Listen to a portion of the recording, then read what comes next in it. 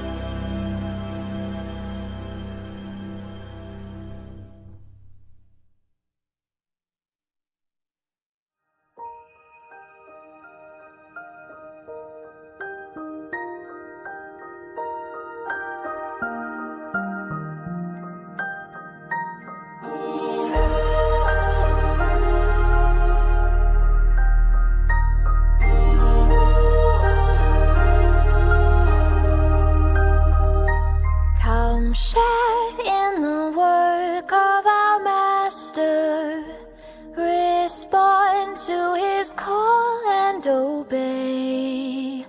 He offers to help and to guide you. His teaching will show you the way. The seed of the truth has power to grow in hearts that are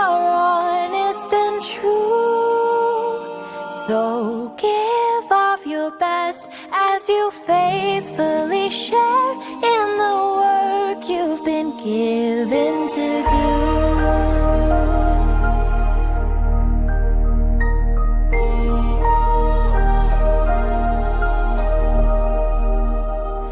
How much of your work is successful may often depend much on you. Those hearing will need your assistance to learn and to love what is true. So help them to deal with pressures and doubts they're certain to face on their way. The seed of the truth will bring joy when you see how it grows in their heart day by day.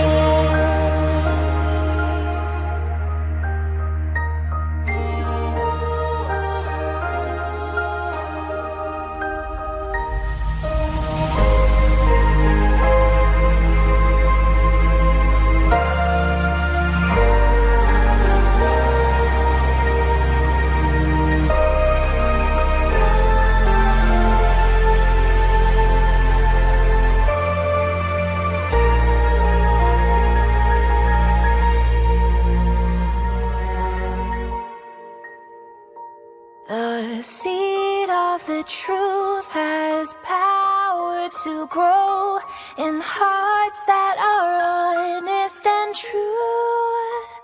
So give of your best as you faithfully share in the work you've been given to do.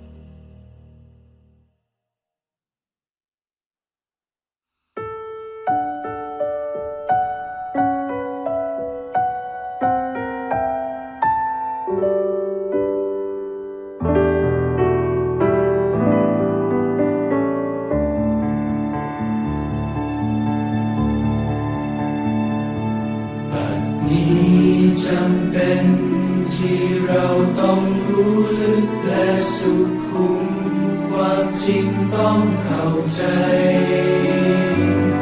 ต้องรู้การงานอันใดและสิ่งใดสำคัญกว่าสิ่งใดที่ต้องทำสิ่งนี้เรารักชั่วเราเกลียดชังให้อย่าสุขใจพบความยินดีมากมายวันอธิษฐานทุกวันศึกษา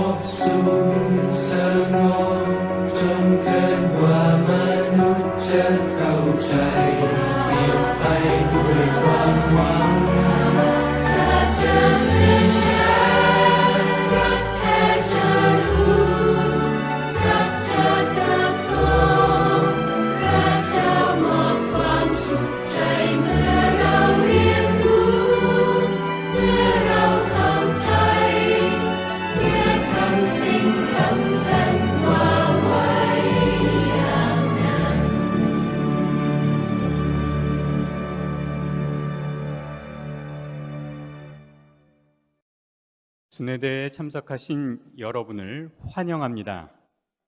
우리 모두는 오늘 이 대회를 통해 여호와에 대해 배우고 교제를 나눌 기회를 갖게 되어 정말 기쁩니다.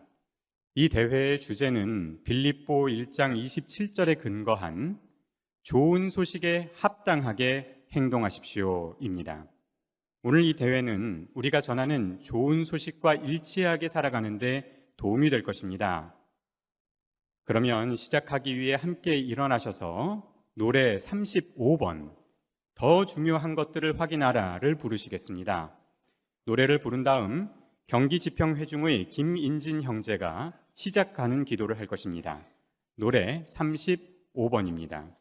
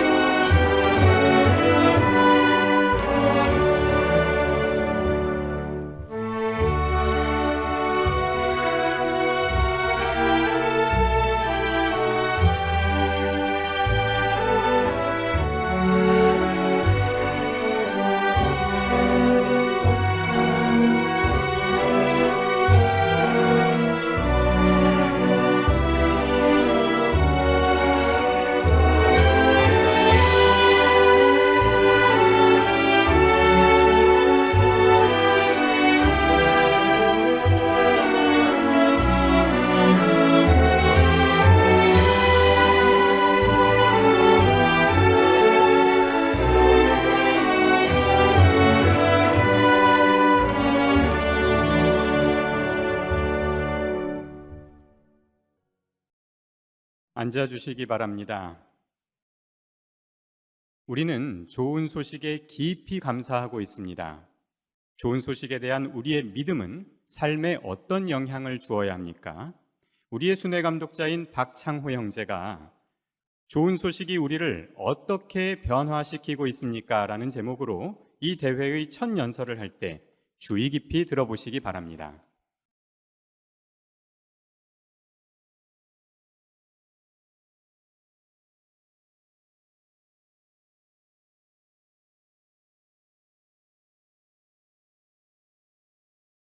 지난 지역대회의 주제와 더불어서 2025 봉사년도에 열릴 두 개의 순회대회에서도 좋은 소식이라는 단어가 주제에 포함되어 있죠. 이번 대회에서는 좋은 소식이 어떤 부면에 초점을 맞추고 있습니까? 프로그램을 보시면 주제가 좋은 소식에 합당하게 행동하십시오이죠. 바로 행동에 초점을 맞추고 있습니다. 그러면은 이 행동에는 어떤 점들이 관련되어 있습니까? 그 점을 확인하기 위해서 우리 오늘 주제 성구인 빌립보 1장 27절을 찾아보도록 하시죠. 빌립보서 1장 27절입니다. 27절. 다만 그리스도에 관한 좋은 소식에 합당하게 행동하십시오.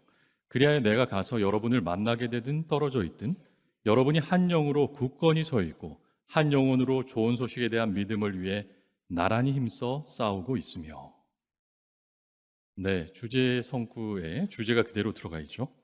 그런데 여기 보시면 좋은 소식이라는 단어가 2번 나옵니다. 먼저 이 좋은 소식은 무엇을 가리키는 것일까요? 앞부분에 나오는 좋은 소식은 무엇과 관련이 있습니까? 그리스도에 관한 좋은 소식이라고 했죠. 뒷부분은 좋은 소식에 대한 믿음이라는 부분이 강조됩니다. 그리고 이어지는 문맥인 28절의 끝부분에 보시면 이것은 결국 구원을 가져다 주는 것이죠. 따라서 오늘 우리가 고려하게 될 이 좋은 소식이라는 이 단어는 그리스도 예수에 대한 믿음을 나타내면 우리가 구원을 얻을 수 있다는 성경의 희망적인 소식을 가리킨다고 할 수 있습니다. 그런데 일반적으로 성경을 보시면 우리는 그 구원이 하느님의 왕국과 관련이 있다는 걸 알게 되죠. 따라서 다시 말하면 하느님의 왕국과 관련된 성경의 희망적인 소식을 가리킨다고도 할 수 있을 것입니다.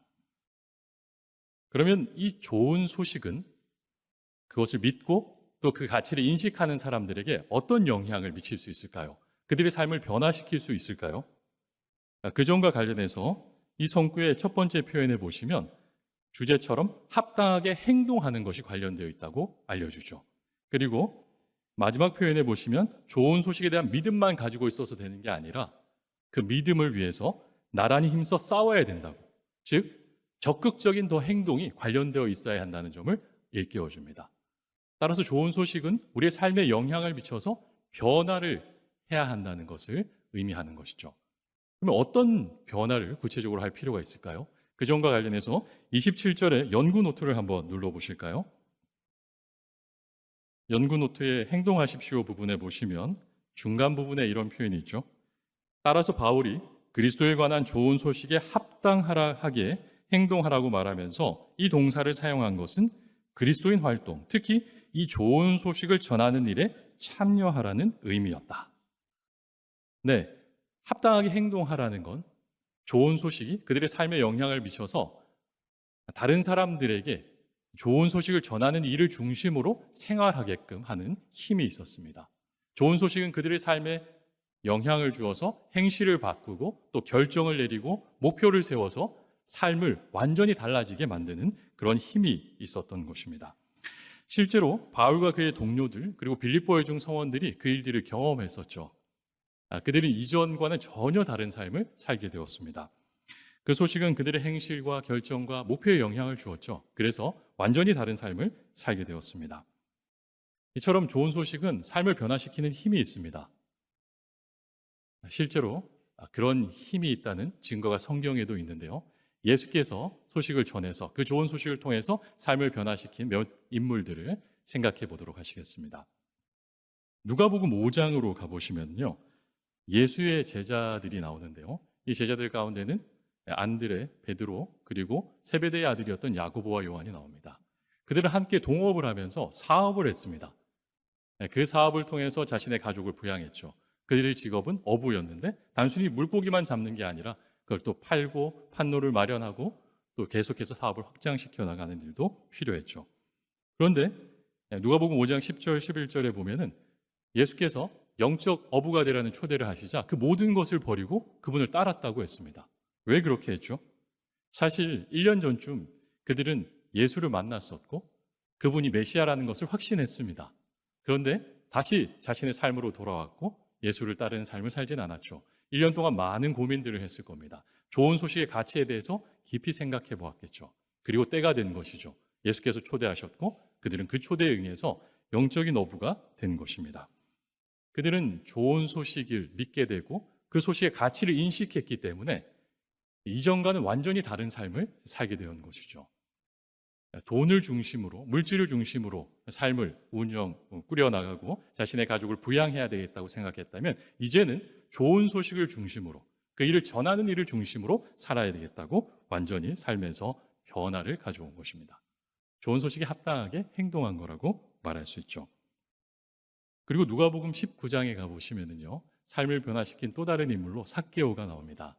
삭개오는 수석 세금 징수원으로 여러 부당한 그 돈을 소유한 그런 인물이었죠. 부정직하게 돈을 소유했습니다.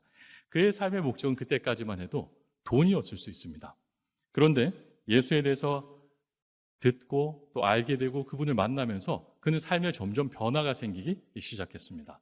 그렇게 해서 그분을 따르겠다고 결심한 후에는 어떻게 삶이 달라졌죠? 그 좋은 소식이 자신의 삶에 행실에 영향을 주어서 자신의 재산 가운데 절반을 가난한 사람에게 나누어 주겠다고, 그리고 또 남은 것은 자신이 부당하게 빼앗은 사람들에게 4배로 돌려주는 일을 하겠다고 완전히 달라진 삶을 살게 되는 거죠. 이제 그에게 있어서 돈은 중요한 것이 아닙니다. 더 중요한 것, 좋은 소식이 그의 삶에 영향을 미쳤던 것이죠. 마지막으로 바울에 대해서도 생각해 볼까요? 바울에 대해서는 그가 어떤 변화를 했는지 이 연설의 주제 성구이기도 한 빌립보 3장 8절을 통해서 확인해 보도록 하시죠.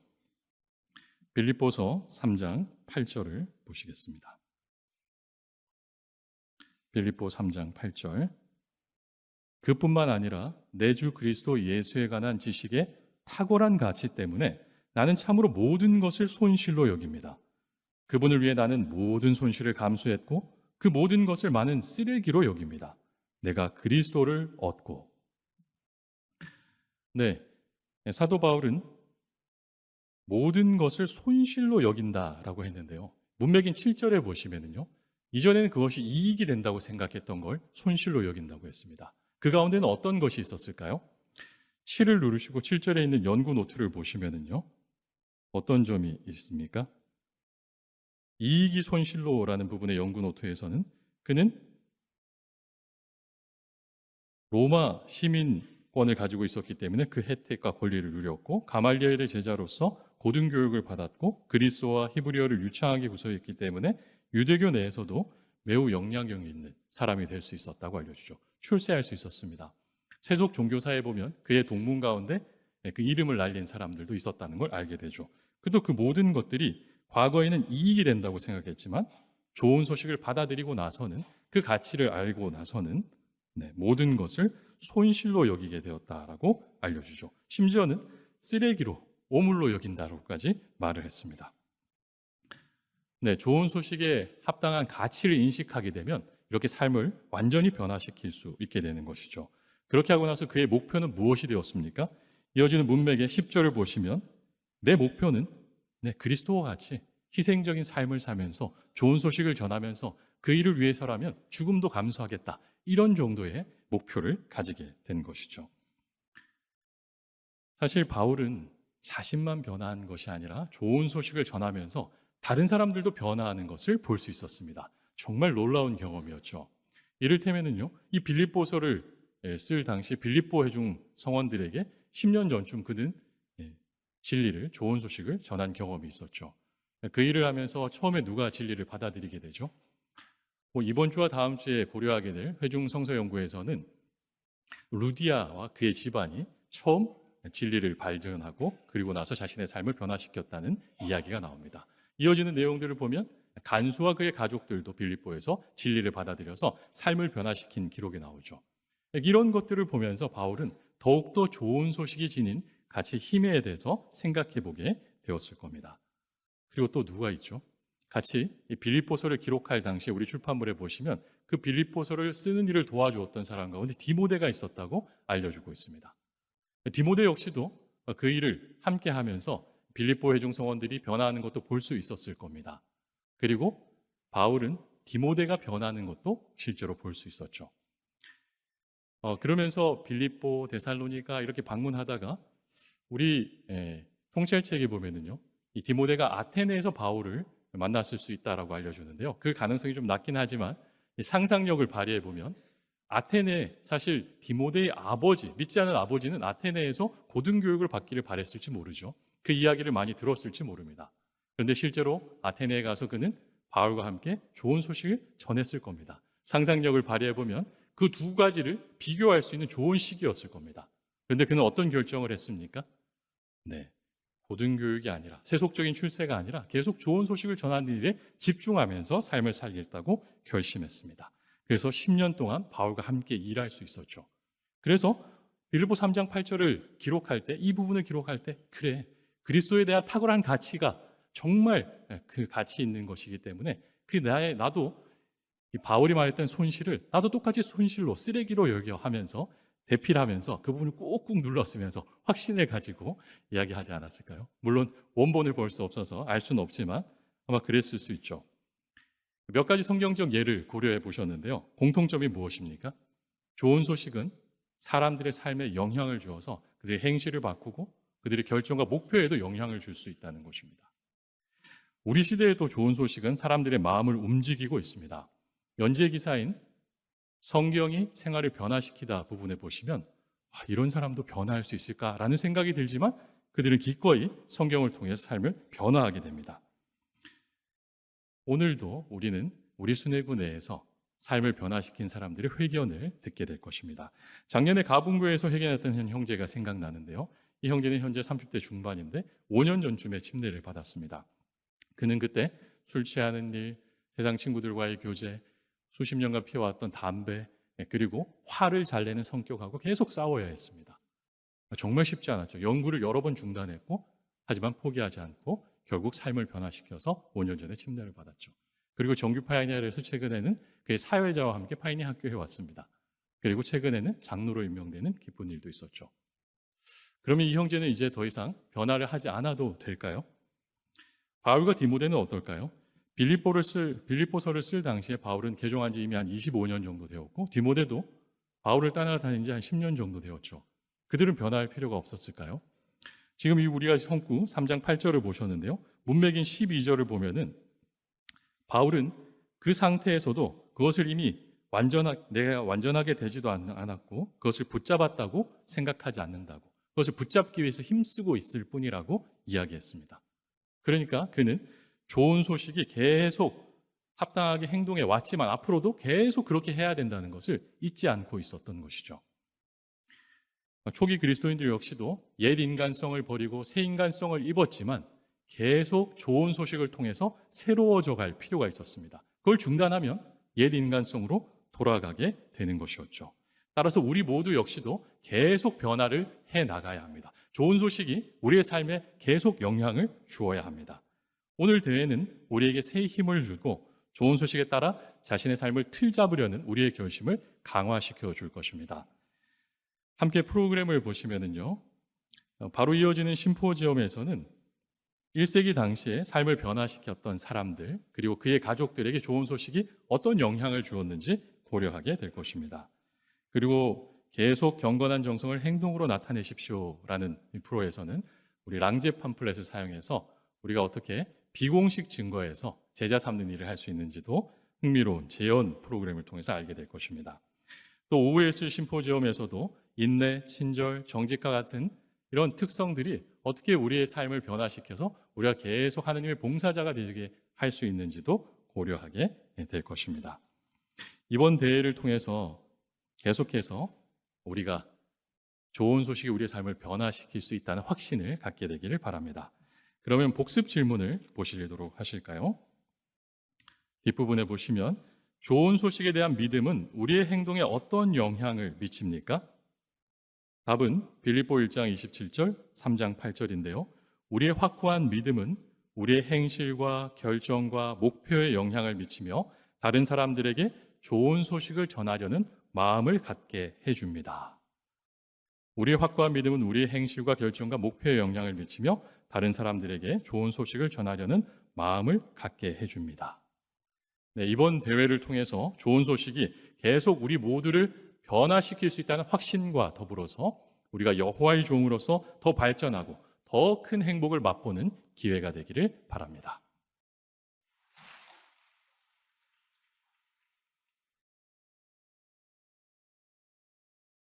박경재 감사합니다. 남아있는 대회 프로들이 무척 기대됩니다. 첫 번째 심포지엄에서는 좋은 소식과 일치한 삶을 살았던 5명의 성경 인물들에 대해 살펴볼 것입니다. 우리가 그들을 어떻게 본받을 수 있는지에 주의를 기울여 보시기 바랍니다. 각 연사가 다음 연사를 소개할 것입니다. 첫 번째 연설은 경기 남양주 도곡회 중에서 특별 파이오니아로 섬기는 김양일 형제가 제공할 것이며, 연설의 주제는 좋은 소식이 삶에 미친 영향, 스데반입니다. 여러분은 성서에 담긴 좋은 소식을 듣게 되었을 때 어떤 느낌이 주셨습니까? 한 남자는 자신이 가진 질문에 대한 성서의 답을 여호와의 증인으로부터 처음 듣게 되었을 때 가슴이 너무나 벅차오른 나머지 산에 올라가서 큰 소리로 외쳤다고 합니다. 아마 어쩌면 우리도 비슷한 느낌이었을지 모릅니다. 그런데 성서의 좋은 소식은 단지 우리에게 기쁨을 주는 것만이 아니라 삶을 변화시키는 놀라운 힘이 있습니다. 같이 골로새 1장 5절 후반절과 6절을 읽어보도록 하시죠. 골로새 1장 5절 후반절과 6절입니다. 네, 5절 후반절. 이 희망은 여러분이 이전에 좋은 소식의 진리를 통해 들은 것입니다. 네, 좋은 소식을 소개합니다. 6절. 그 좋은 소식이 여러분에게 이르러 여러분이 진리 안에서 하나님의 과분한 친절에 대해 듣고 정확히 안 날부터 그 소식은, 즉 좋은 소식은 온 세상에서와 같이 여러분 가운데서도 열매를 맺으며 자라고 있습니다. 여기에서 좋은 소식이 우리 안에서 열매를 맺고 자라고 있다는 표현에 유의할 수 있죠. 이어지는 문맥을 고려보게 되면 바울은 단지 우리가 좋은 소식을 아는 것에 그치는 것이 아니라 선한 일과 같은 행실을 나타내므로 열매를 맺어야 함을 강조하고 있었습니다.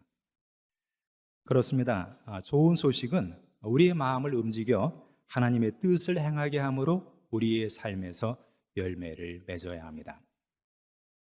이제 내 부분으로 이루어진 이 심포점에서는 과거에 충실한 사람들이 좋은 소식으로 인해 어떤 영향을 받았는지, 그리고 우리가 어떻게 그들을 본받을 수 있는지 같이 살펴보도록 하겠습니다. 먼저 스데반입니다. 좋은 소식은 스데반에게 어떤 영향을 미쳤을까요? 사도행전 6장을 펴서 5절을 보면 스데반을 가리켜 믿음이 충만한 사람으로 묘사하는 것을 볼 수가 있죠. 이어지는 구절을 보게 되면 그는 과부인 자매들의 필요를 돌보는 특별한 봉사에 임명을 받았습니다. 아마도 스데반은 이 봉사를 하면서 재치, 온화, 또 동정심과 같은 그리스도인 특성들을 더 발전시킬 수 있었을 것입니다. 이처럼 강한 믿음과 열매 맺는 활동은 스데반이 박해를 받을 때 재치를 나타내고 또 다른 사람의 감정을 고려하고 용기 있게 좋은 소식을 증거하도록 틀 잡아 주었습니다. 이제 이 점을 좀 더 살펴보도록 하겠습니다. 유대인의 최고 법정인 산헤드린 앞에 서 있는 스데반의 모습을 상상해 보십시오. 6장 12절을 보게 되면 스데반은 하나님과 모세를 모독했다는 거짓 고발을 당하였습니다. 스데반은 두려워하였습니까?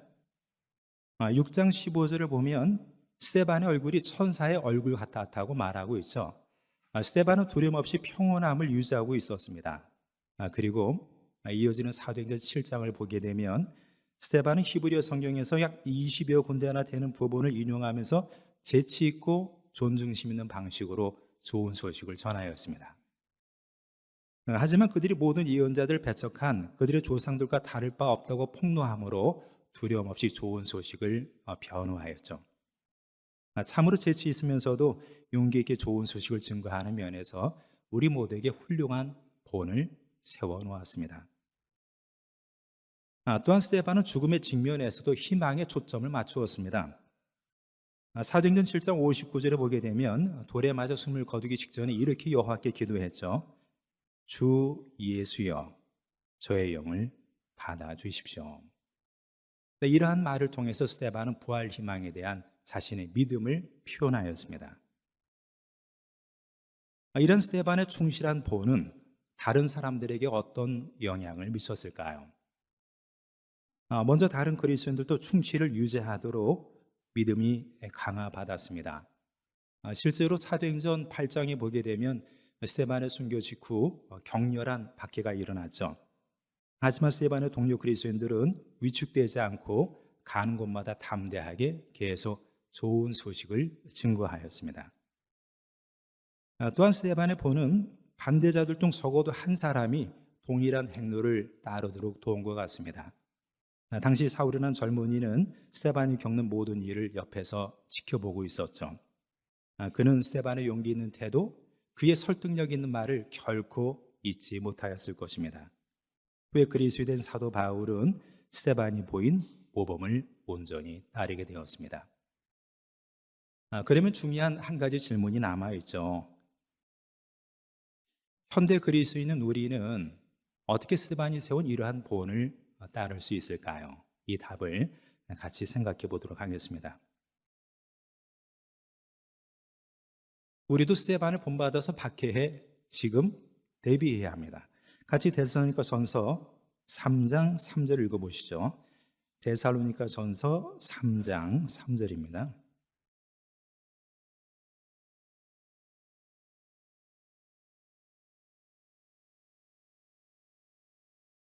데살로니가전서 3장 3절. 아무도 이러한 환난으로 흔들리지 않게 하려는 것입니다. 여러분도 아는 것처럼 우리는 이러한 일을 피할 수 없습니다. 그렇습니다. 우리는 환난, 박해를 피할 수 없습니다. 따라서 모든 그리스도인들은 박해를 예상하고 지금 대처할 준비를 해야 합니다. 어떻게 그렇게 할 수 있을까요?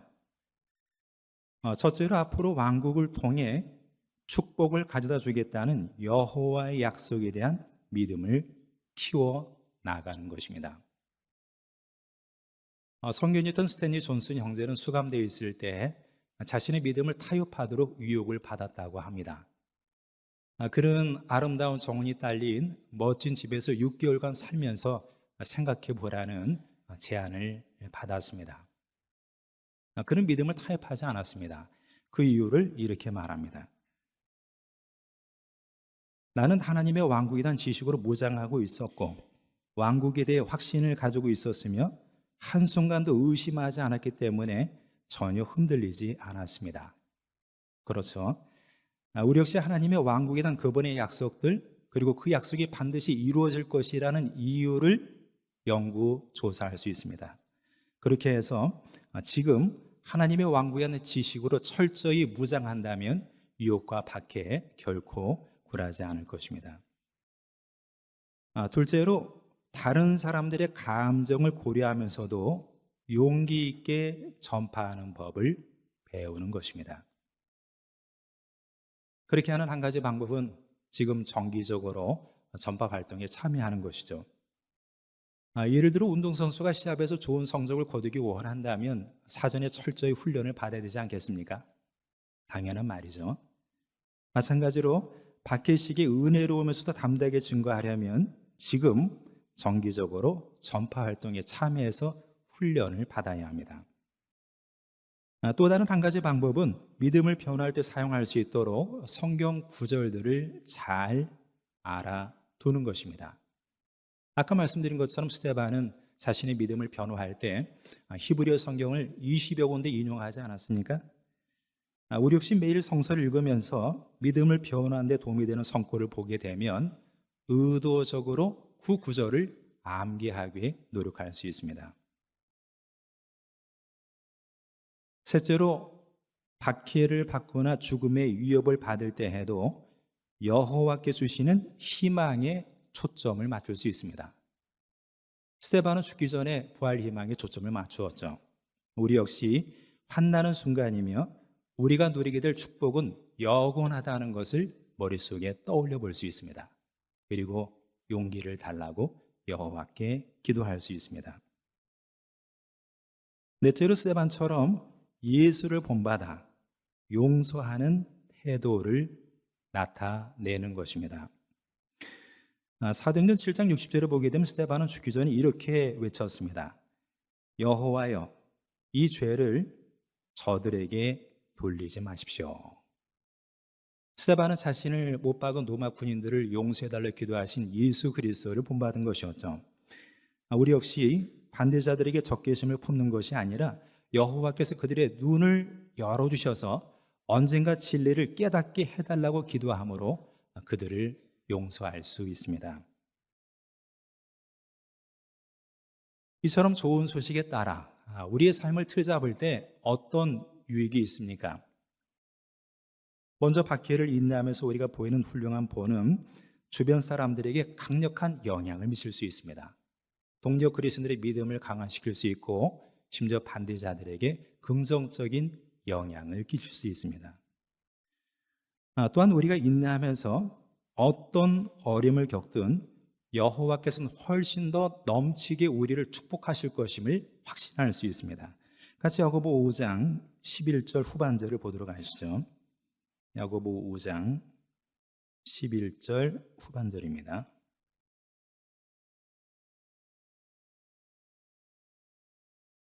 중반절부터 보시죠.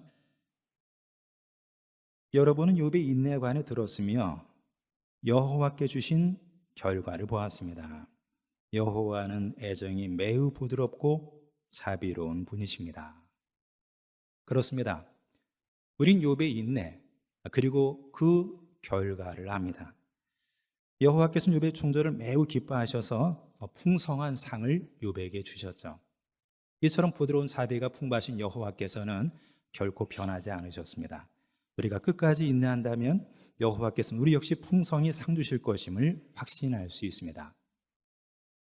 무엇보다도 우리는 여호와의 승인을 누리고 있다는 사실을 통해 내적인 큰 기쁨을 누리게 될 것입니다.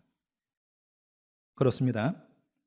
지금 하나님의 약속에 대한 믿음을 강화하고 용기 있게 전파하는 법을 배우고 왕국 희망에 초점을 맞추고 용서하는 태도를 나타내므로 삶에서 열매를 계속 맺어 나가시기 바랍니다. 이제 경기 남양주 덕소회 중에 이보영 형제가 이 심포점의 다음 연설을 할 것입니다. 제목은 좋은 소식이 삶에 미친 영향, 빌립입니다.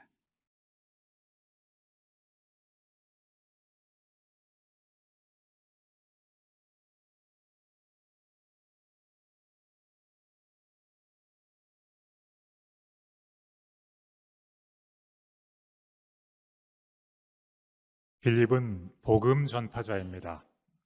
좋은 소식이 그의 삶에 어떤 영향을 주었을까요? 같이 사도행전 21장 8절에서 읽어보시죠. 사도행전 21장 8절. 이튿날 그곳을 떠나 카이사레아에 이르렀으며 7 사람 중에 하나인 복음 전파자 빌립의 집에 들어가서 그와 함께 머물렀다. 상황을 생각해 볼까요?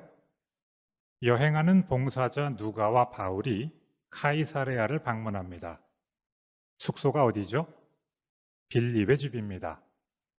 필자 누가는 빌립을 7 사람 중 하나인 복음 전파자라고 기록하였습니다. 상호 참조 성구 니은을 눌러보겠습니다. 사도 6장 3절이 나오죠? 성구를 보면 빌립을 평판이 좋고 영과 지혜가 충만한 7명 중 하나로 기록합니다. 네, 빌립은 젊을 때부터 충실히 회중을 섬겼습니다. 그러다 상황이 변했죠? 빌립의 동료 스데반이 순교를 당합니다. 불같은 박해가 일어났죠. 회중 전도인들도 흩어지고 말았습니다. 어려운 일이 생긴 거죠. 빌립은 그럼 어떻게 했을까요? 이번엔 연구 노트를 보겠습니다. 아래로 쭉 내려보실까요? 복음 전파자 빌립의 활동 찾으셨나요? 지도와 함께 나옵니다. 내용을 보면 빌립이 사마리아로 가서 좋은 소식을 전합니다. 천사의 인도로 가자로 가는 길에서 에티오피아 관리에게 좋은 소식을 전합니다. 영의 인도를 받아 아스돗에서 카이사레아에 이르기까지 모든 해안 도시에 좋은 소식을 전파합니다. 이제 이 성구에서 보는 것처럼 카이사레아에 정착했죠. 그는 여전히 좋은 소식을 전하는 선교인들을 지원하고 있습니다. 상황은 계속 달라졌죠. 하지만 변하지 않는 것은 무엇입니까? 빌립이 한결같이 봉사에 초점을 맞춘다는 사실입니다. 성구를 읽고 빌립의 삶을 간단히 고려했는데요. 언제나 좋은 소식을 우선순위에 두었습니다. 우리도 그처럼 되기 원합니까? 그렇다면 빌립을 본받을 방법 몇 가지를 같이 고려해 보시죠. 첫째, 회중을 충실하게 지원하는 것입니다. 주위에 연로하거나 아픈 벗이 있습니까? 그에게 집회 교통편을 제공하거나 장복이나 전자기기 사용을 도와줄 수 있습니다. 회관 청소와 유지 보수는 어떻습니까? 우리는 하느님과 형제들을 사랑하기 때문에 그 일에 기꺼이 자원합니다. 형제 여러분, 봉사의 종이나 장로의 자격을 갖추기 위해 노력하십시오. 우리 모두는 파이오니아를 목표로 삼을 수 있습니다. 숭배 장소를 건축하는 일을 지원하고 도움이 필요한 회중으로 이사하는 사람도 있죠. 어느 경우이든 빌립처럼 시간과 활력을 사용하여 회중을 지원하십시오. 둘째, 상황이 변해도 봉사에 초점을 맞추는 것입니다. 세르주와 아니에스는 프랑스에 사는 증인 부부인데요. 인생 계획을 크게 조정했습니다. 이들은 선교인이 되는 것이 꿈이었는데 아니에스가 임신한 것이죠. 이제 두 딸의 아버지가 된 세르주는 이렇게 말합니다. 외국에서 봉사할 수는 없게 되었어요. 대신 우리가 사는 나라 안에서 선교인이 되자고 결심했습니다. 우리는 외국어 집단에서 봉사하기 시작했죠. 이렇게 계속 봉사에 초점을 맞추면서 새로운 목표를 세울 수 있습니다. 우리의 인생의 장면도 앞으로 계속 달라질 것입니다. 그렇더라도 늘 봉사에 초점을 맞추십시오. 세 번째, 자녀의 마음에 좋은 소식을 심어주는 것입니다. 빌립의 네 딸은 예언하는 사람들이죠. 아마도 사마리아에서 선교 봉사를 할 때 이미 자녀가 있었을 겁니다. 아버지 빌립의 보는 딸들에게 유익한 영향을 주었습니다. 지금 좋은 소식을 중심으로 생활하는 부모라면 빌립과 동일한 일을 하는 것입니다. 바쁜 일과로 피곤하신가요? 그래도 전파 활동에 열심히 참여하십시오. 자녀의 마음에 오래도록 지워지지 않을 교훈이 남을 것입니다. 빌립은 여행하는 봉사자인 바울과 누가를 초대하여 후대하였죠. 부모 여러분, 본이 되는 파이오니아와 함께 봉사할 기회를 만드십시오. 집으로 그들을 초대하십시오. 세워주는 교제를 즐길 수 있습니다. 우리의 상황이 어떠하든 파이오니아형을 나타내는 것입니다. 자녀의 마음에 좋은 소식을 심어주는 또 한 가지 방법은 영적인 목표를 세우고 달성하도록 격려하는 것입니다. 작은 것이라도 가족이 함께 달성할 수 있는 현실적인 목표로 시작하십시오. 일용할 성과를 볼 수 있습니까? 주간 성서 읽기는 어떻습니까? 또 봉사에 더 많이 참여하기 위해 노력할 수 있습니다. 이렇게 함께 노력하면 자녀들은 파이오니아나 선교인으로 봉사하려는 열망이 더 커질 것입니다. 우리 순회구의 파이오니아 두 분과 회견하겠습니다. 나와주셔서 감사합니다. 덕소회 중에 조서연 자매, 양평 북부회 중에 김한결 형제이죠. 먼저 조자매에게 질문 드립니다. 부모님은 하느님을 섬기는 일에서 어떻게 본을 보이셨나요? 부모님은 집회 참석과 회중 활동을 가장 중요한 일로 여기셨어요. 여행 중에도 그 지역 집회에 참석하고 형제 자매들과 교제하셨죠. 부모님의 모습을 보며 집회는 그 무엇과도 바꿀 수 없는 중요한 일임을 깨닫게 되었습니다. 좋은 본을 보여주셨네요. 네, 저희 가족은 회중 유지보수 활동에도 열심히 참여했어요. 겨울에는 회관 마당의 눈을 함께 치웠죠. 이러한 경험들은 여호와의 집을 소중히 여기는 마음을 갖는데 도움이 되었습니다. 그렇군요.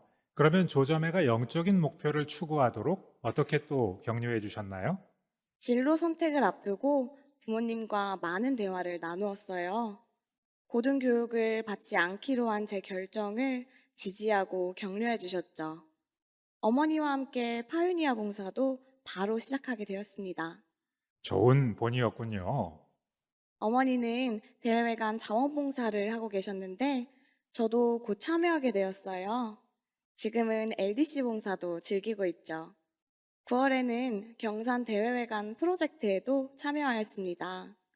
앞으로는 배달 봉사를 목표로 지원서를 제출하고 준비하고 있습니다. 그렇군요. 그럼 이제 김영주에게 질문을 드리죠. 부모님은 하느님을 섬기는 일에서 어떤 본을 보여주셨나요? 부모님은 더 안정적인 직업을 가질 수 있는 분이었어요. 하지만 전시간 봉사를 하기 위해 시간대를 고수하셨죠. 두 분이 행복하게 여호와를 섬기는 모습을 보면서 저도 그렇게 살고 싶다는 마음이 들었습니다. 좋은 본이셨네요. 맞아요. 또한 부모님은 회중 임명을 무엇보다 우선순위에 두셨어요. 유지보수와 대청소 때는 항상 저를 동무하셨죠. 회중의 발언들을 적극적으로 지원하는 면에서 저에게 좋은 본을 보여주었습니다. 그렇군요. 그러면 김영주가 영적인 목표를 추구하도록 또 어떻게 격려해 주셨죠? 제가 전도인이 되자 침례를 미루지 않도록 격려해 주었어요. 그래서 중학교 2학년 때 침례를 받았죠. 또 봉사에 열심을 내도록 격려해 주어서 중학교 3학년부터 정규 파이오니아로 봉사하게 되었습니다. 학교 친구와 성서 연구도 사회하게 되었죠. 많은 도움을 주셨네요. 그렇죠. 고3인 지금도 주말에 부모님과 함께 호별 제방 연구를 즐기고 있어요. 학교 생활에 충실하면서도 파이오니아를 할 수 있게 지원해 주십니다. 올해 초 봉사의 종으로 임명받았는데요. 앞으로 전파자 학교를 목표로 노력하고 있습니다. 더 필요한 곳에서 기쁘게 여호와를 섬기겠습니다. 네, 조자매 김영재의 격려적인 의견에 감사드립니다.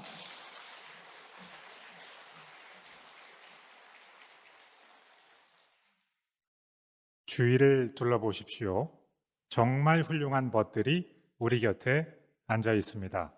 좋은 소식에 따라 삶을 틀잡아 나가는 사람들입니다. 여호와를 온전히 섬기려고 노력하고 있죠. 그 모습을 보는 하늘에 계신 아버지께서 얼마나 기쁘실까요? 그렇습니다. 빌립을 본받도록 하십시오. 자신의 삶을 여호와께 드리십시오. 아버지께서 하늘 수문을 열어 축복을 쏟아부어 주실 것입니다.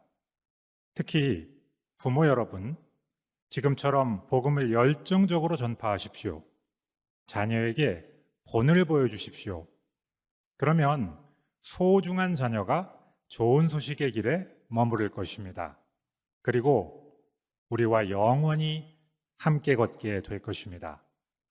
이제 지평회중 김희원 형제가 심포지엄의 다음 연설을 할 것입니다.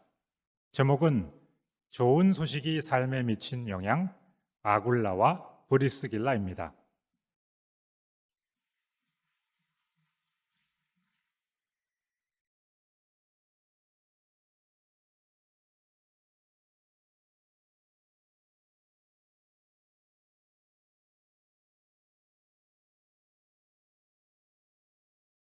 아굴라와 브리스길라는 1세기에 좋은 소식을 받아들인 부부입니다. 좋은 소식은 그들의 삶에 어떤 영향을 미쳤을까요? 그들은 한 팀으로 여호와를 섬겼습니다. 마치 배드민턴 경기의 복식팀과 같이 아굴라와 브리스길라는 여호와를 온전히 섬기라는 목표를 세우고 그것을 위해 서로 협력하였던 것이죠. 그들이 늘 함께 일했기 때문에 성경에서 남편인 아굴라를 언급할 때면 언제나 그의 아내 브리스길라를 함께 언급합니다. 그러면 이 두 사람은 어떻게 한 팀으로 일했습니까? 먼저 그들은 후대를 잘 아는 부부가 되었습니다. 바울이 고린도에 처음 도착했을 때 이 부부는 낯선 바울을 친절하게 집으로 초대해서 후대를 나타내 주었죠. 그리고 회중을 위해서 자신들의 집을 기꺼이 집회 장소로 내주었습니다. 둘째로 그들은 바울의 충실한 동료 일꾼들이 되어주었습니다.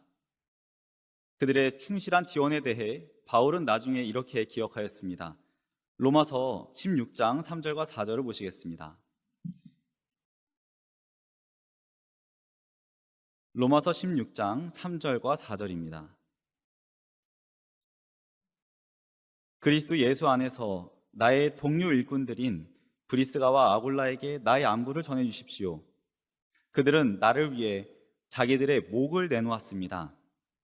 나뿐만 아니라 이방 사람들의 모든 회중이 그들에게 감사하고 있습니다. 네, 이 부분은 바울을 위해 심지어 자기들의 목을 내놓기까지 하였죠. 무슨 일이 있었던 것입니까? 일부 학자들은 에베소에서 은세공인들이 소동을 일으켰을 때 이런 일이 있었을 것이라고 생각합니다. 아굴라와 브리스길라는 자신들의 생명의 위협을 무릅쓰고 개입해서 바울을 구해 주었을 수 있죠.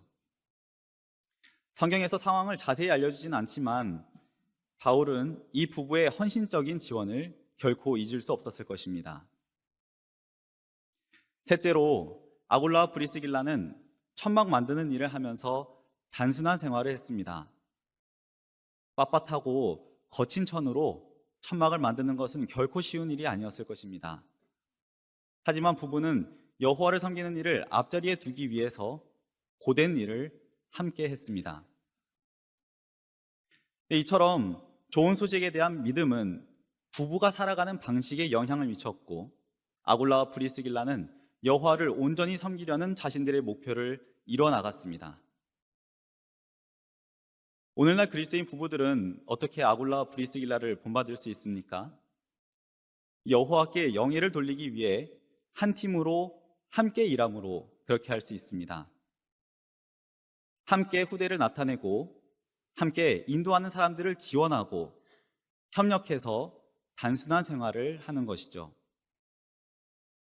그러면 부부가 함께 협력하기만 하면 성공할 수 있습니까?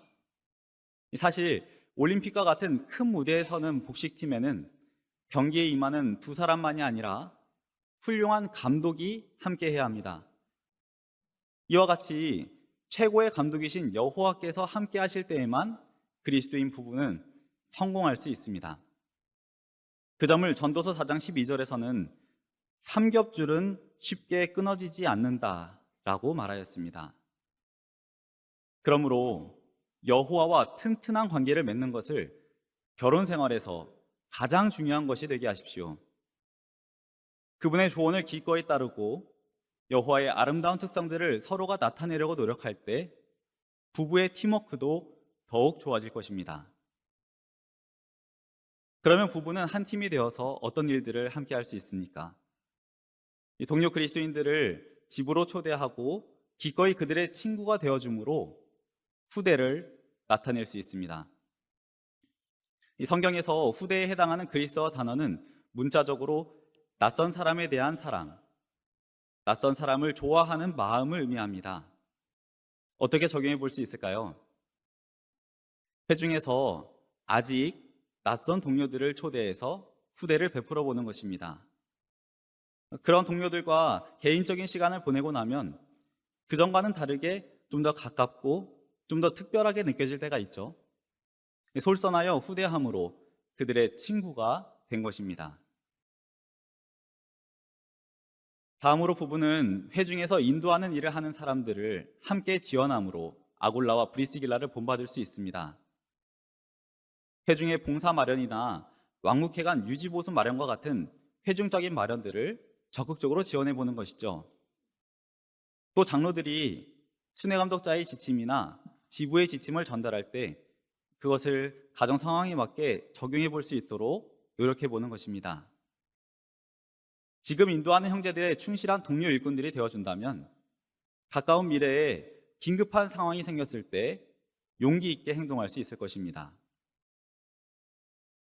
마지막으로 그리스도인 부부는 여호와를 섬기는 일을 앞자리에 두면서 균형 잡히고 단순한 생활을 해야 합니다. 이것은 부부가 물질이나 세상적인 목표를 추구하는 것보다 더 중요한 것이죠. 이유가 무엇입니까? 지금의 세상은 지나가고 있으며 그 끝이 가까웠기 때문입니다. 좋은 소식에 따라 생활하는 부부는 바울의 이러한 권고를 따를 것입니다. 고린도전서 7장 29절입니다.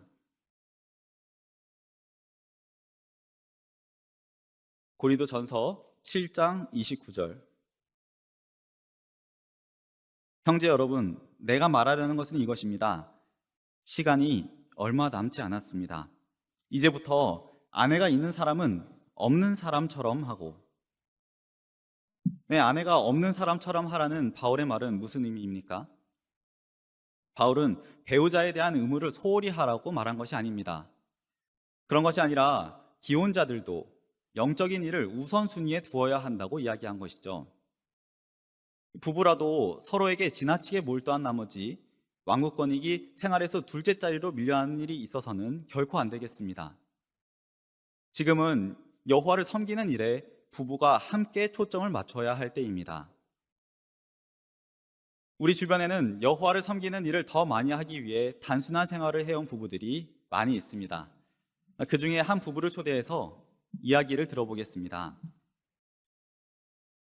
경기 양평 남부 해중에 김병혁 형제와 최영주 자매 나와주셔서 감사합니다. 두 분은 단순한 생활을 하기 위해 어떤 노력을 기울여 오셨습니까? 김형제 말씀해 주시죠. 네, 저는 전에 가지고 있던 직업은 돈은 더 벌 수 있었지만 많은 시간과 또 체력을 요구하는 일이었습니다. 그래서 단순한 생활을 하기 위해서 필요한 기술을 배우고 또 영적으로 시간을 더 낼 수 있는 찾아서 직업을 바꾸었습니다. 네, 직업을 바꾸는 큰 변화를 하셨네요. 그럼 최자매는 어떤 노력을 기울이셨습니까? 단순한 생활을 하기 위해서는 우선 영적인 일에 방해가 되는 일을 없애야 했습니다.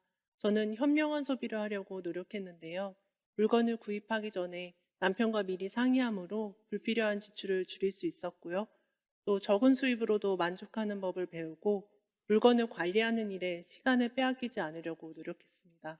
네, 아내로서 또 많은 노력을 하셨네요. 그렇게 한 것이 여호와를 섬기는 일을 더 많이 하라는 목표를 달성하는데 어떻게 도움이 되었다고 생각하시나요?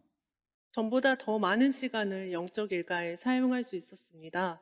부부가 야외 봉사에 함께 참여하고 다양한 자원봉사의 기회에도 적극적으로 참여할 수 있었습니다. 네, 다양한 봉사를 함께 할 수 있는 유익이 있네요. 김영재 말씀해 주시죠. 네, 저는 특히 이번에 회중에서 오전 호별 봉사 마련이 일부 오후로 변경해서 제 근무 시간을 좀 조정해야 했는데요. 그 마련에 맞게 조정할 수 있었습니다.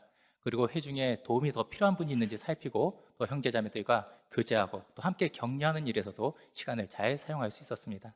네, 두 분이 정말 회중에서 많은 일들을 하고 계시는군요. 그럼 부부로서 어떻게 한 팀으로 일해왔다고 생각하십니까? 네, 부부가 함께 파이니어 봉사, 그리고 자원봉사, 그리고 그에 동시에 회중일과 또한 세송일을 하는데 많은 체력이 요구되고 있습니다. 하지만 고맙게도 자매가 자신의 시간을 내서 제 세송일을 도와줌으로써 저도 영적으로 일을 할 때 즐거움을 찾을 수 있었습니다. 네, 집안일은 김영재가 도와주셔야 되겠네요. 그럼 최자매는 그렇게 한 결과 어떤 유익을 얻으셨습니까? 불필요한 염려가 없어지고 남편과 함께 영적인 일에 더 많은 시간을 보내므로 진정한 행복을 누리고 있습니다. 또한 여호와를 의지하고 그분이 제 가까이 계시다는 확신으로 전에는 생각하지 못했던 진정한 만족감과 평화를 얻고 있습니다. 네, 그런 평화와 안정이 느껴집니다. 김영재도 말씀해 주시죠. 네, 저도 모든 면에 여호와를 의지하는 방법을 배우게 됐는데요. 특히 필요한 조정이 있을 때 언제든지 조정해야겠다는 마음을 갖게 되었고요. 또한 저희의 유익을 위해서 언제나 준비시켜 주시는 여호와를 온전히 신뢰하게 되었습니다. 그리고 자매와 함께 같은 목표를 가지고 함께하는 시간이 많아지므로 부부 사이도 더 가까워졌습니다. 네, 정말 좋습니다. 이렇게 두 분의 경험을 알려주셔서 감사합니다. 여호와께서 두 분의 노력을 계속 축복해 주시기를 바라겠습니다.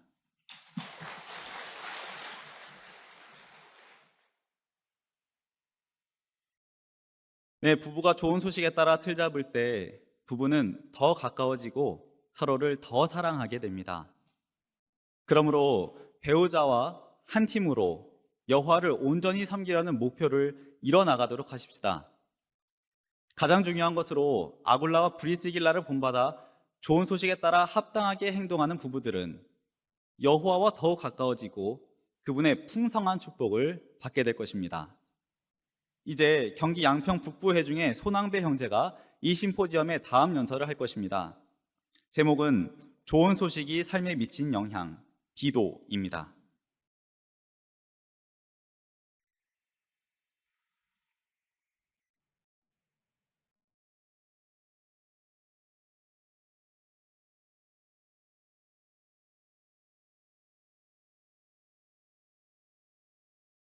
같은 믿음에 따라 진실한 아들. 언뜻 디모데가 생각되시죠? 사도 바울은 이 사람과 디모데에게만 이런 애정적인 표현을 담아 편지를 썼다고 합니다. 디도는 여러분이 잘 아시는 것처럼 디모데와 자주 비교되는데요. 디도를 자신의 믿음 안의 아들이라고 표현한 것을 보면 사도 바울은 그를 영적 아들로 여겼죠. 영구노트에 보면 두 사람 사이의 이 특별한 관계는 적어도 12년이 넘는 기간 회중들을 위해서 함께 봉사하고 애씀으로 형성되었다고 합니다. 네, 사실 우리는 디모데에 비해서 디도가 친근하게 느껴지지만 그에 대해 아는 것은 별로 없습니다. 그러면 사도 바울은 디도에 대해서 어떻게 생각했을까요? 사도 바울은 고린도후서 8장 23절에서 디도를 이렇게 소개합니다. 디도에 대해 어떤 의문이 있을지 모르지만 그는 나의 동료이며 여러분의 유익을 위한 동료 일꾼입니다. 디도는 어떤 면에서 바울의 동료이며 형제들의 유익을 위한 동료 일꾼이었습니까? 좋은 소식은 디도에게 어떤 영향을 미쳤을까요? 바울의 편지를 보면 1세기의 회중들에는 때때로 문제가 일어났습니다. 그때마다 바울은 디도를 보냈죠. 생각해 보시죠. 여러분을 매번 문제가 있는 회중에 보내면서 해결사가 되라고 한다면 어떤 기분이실까요? 쉽게 받아들일 수 있을까요? 디도가 그러한 임명을 받아들일 때 얼마나 용기와 순종이 필요했을까요? 하지만 디도는 그러한 사도 바울의 요청을 언제나 기꺼이 받아들이며 그와 협력하여 많은 문제 있는 회중에서 섬겼습니다. 디도가 그러한 임명을 받아들인 것을 성서를 살펴보면 먼저 기원 55년경 고린도에 가서 유대의 가난한 형제들을 위한 모금을 하는 일을 하였습니다. 사실 디도를 보낸 진짜 목적은 사도 바울이 첫 번째 편지에 대한 회중들의 반응을 보고 그들을 돕기 위한 아주 어려운 임무였습니다. 기원 61년에서 64년에 바울은 디도와 함께 크레타 회중을 방문합니다. 이제 회중을 방문하니까 크레타의 많은 문제를 발견하고 또다시 디도를 남기죠. 문제들을 바로잡고 도시마다 장로들을 임명하는 매주 어려운 임무입니다. 디도는 그곳에서 심각한 문제를 다루기에 대단한 용기를 나타낼 필요가 있었습니다. 바울의 편지에 하면 그 회중에는 어떤 사람들이 있었죠? 네, 그 회중을 분열시키는 반역적인 사람, 무익한 이야기를 하는 사람, 속이는 사람들이 있었죠. 뿐만 아니라 아직도 할례를 주장하는 사람들이 있었습니다. 이쯤 되면 디도는 어떤 생각을 했을까요? 바울 형제, 저한테 왜 이러시죠? 아마 우리 같으면 그런 말을 하지 않았을까요? 하지만 디도는 기꺼이 자신의 삶을 바쳐서 그 어려운 임무를 받아들였습니다. 그의 비결은 무엇일까요?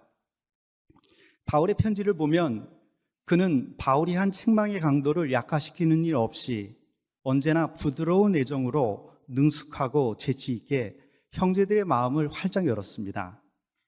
그리고 바울과 자신은 그들의 영적 복지를 염두에 두고 돕고 있음을 확신시켰습니다. 그렇게 하는 과정에서 형제들이 나타내는 순종적인 영과 유익한 변화를 보고서 디도는 어떤 영향을 받았을까요? 바울은 고린도후서 7장 12절에서 그가 형제들에 대한 부드러운 애정이 더욱더 커지게 되었다고 말합니다. 그렇죠. 좋은 소식에 따라 행동하려는 형제들의 노력은 디도의 마음에 좋은 영향을 미쳤습니다. 그러면 우리 장로들은 어떻게 디도를 본받을 수 있습니까?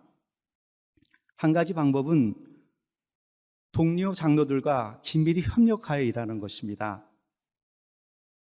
사실 디도는 바울이 파견한 회중의 사도였지만 자신의 권위를 앞세워서 독단적으로 문제를 해결하지 않았습니다. 그는 먼저 형제들에게 다가가서 인내심을 갖고 그들과 이야기하려고 했습니다. 마찬가지로 우리도 회중에 어떤 문제가 있을 때 먼저 동료 형제와 솔선해서 허심탄회하게 이야기할 수 있습니다.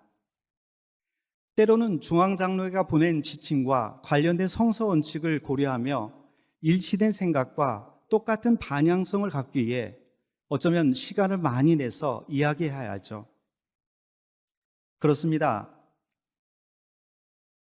도시 같은 회중에서 여러 회중들이 같은 왕국회관을 사용할 때 우리는 집회계획, 부역경계, 왕국회관 시설 등의 문제에서 언제나 한 몸으로 분열이 없이 서로 긴밀히 협력해야 하겠습니다.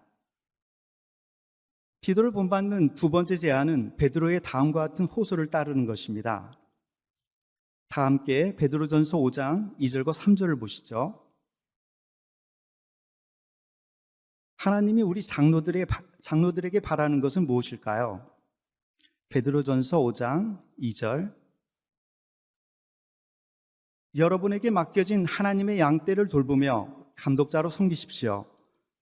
억지로 하지 말고 하나님 앞에서 기꺼이 하며 부정한 이득을 바라고 하지 말고 간절함으로 하십시오. 하나님의 상속 재산인 사람들을 위해 군림하지 말고 양떼의 모범이 되십시오. 네, 여기 하나님의 양떼, 하나님 앞에서 하나님의 상속 재산, 이러한 표현들은 양들이 여호와의 소유임을 분명히 알려주죠. 그러면 하나님이 장로들에게 바라는 것은 무엇일까요? 베드로는 간단하게 양떼의 모범이 되라고 호소합니다. 디도는 바울처럼 다른 사람들의 믿음의 주인이 되려고 하지 않았습니다. 단지 동료 일꾼으로 훌륭한 모범을 보이고자 힘껏 노력했죠. 마찬가지로 장로들이 좋은 소식의 모든 부면에서 솔선수범한다면 회중 전체는 강력한 힘을 발휘하여 더 좋은 열매를 맺게 됩니다. 그러면 우리는 어떻게 양떼의 모범이 될 수 있습니까? 한 형제는 이러한 제안을 합니다. 먼저 형제들을 사랑하세요. 일을 처리하는 데만 신경을 쓰는 게 아니라 형제들의 필요에 주의를 기울이세요. 함께 일하면서 동료 일꾼으로 그들을 존중하고 계속 좋은 본으로 훈련시켜 주세요. 이제 세 번째로 디도를 본받는 방법은 회중을 도덕적으로 깨끗하게 유지하기 위해 노력하는 것입니다.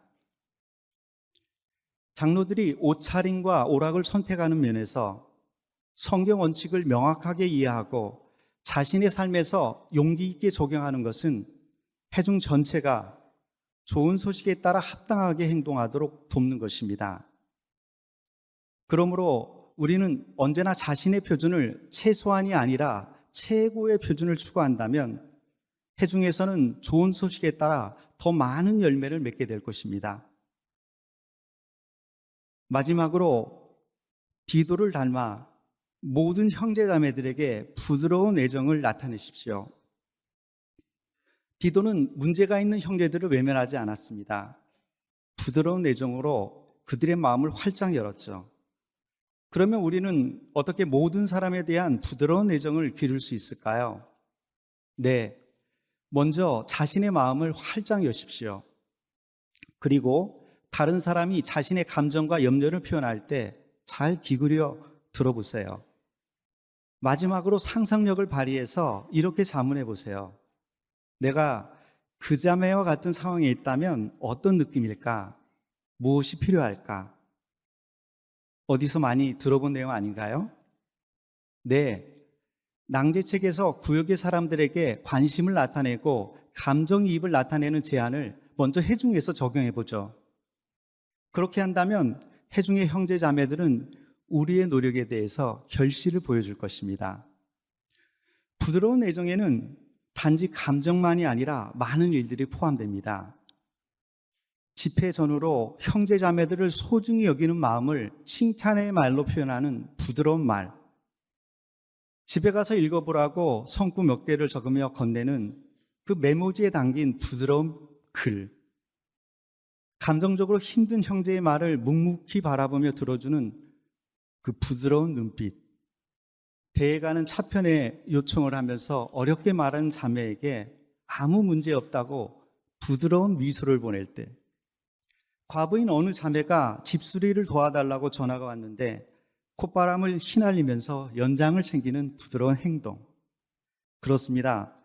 우리 장로들이 부드러운 애정으로 나타내는 작은 행동 하나도, 어떤 때는 간단한 미소 하나만도, 그때 형제들의 반응을 보셨나요? 그들의 삶이 얼마나 놀랍게 변화되나요? 그렇습니다. 지금까지 우리는 이 심포지엄에서 스데반, 빌립, 아굴라와 브리스길라, 그리고 디도가 어떻게 좋은 소식에 따라 자신의 삶을 틀잡았는지 살펴보았습니다. 함께 순회대 프로그램의 4가지 사파를 같이 보실 수 있습니다. 사파에서 보듯이 스데반은 박해를 받을 때에도 혼자였지만 두려움 없이 증거했죠. 아굴라와 브리스길라는 한 팀으로 일하면서 매우 단순한 생활을 했지만 얼마나 행복한가요? 빌립은 좋은 소식을 열정적으로 전파함으로 가족에게 좋은 본을 보였습니다. 디도는 동료 그리스도인들을 사랑한 정말 훌륭한 감독자지 아닙니까? 이제 복습 질문을 보시죠.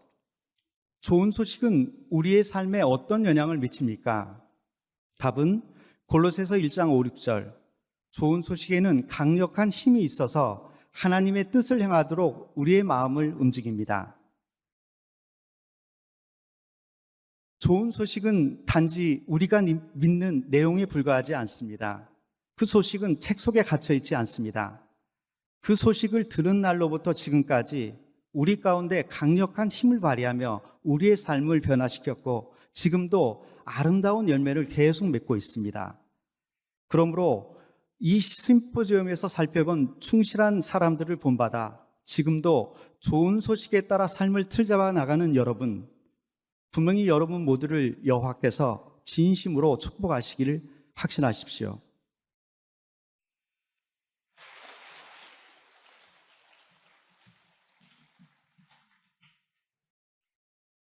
프로를 다루어 준 형제들과 참여자 여러분에게 감사합니다. 이제 일어나서 노래 76번 행복한 그 기분을 부르시겠습니다. 노래를 부른 후에 원하신다면 계속 선체로 몇 가지 광고를 들으시겠습니다. 노래 76번입니다.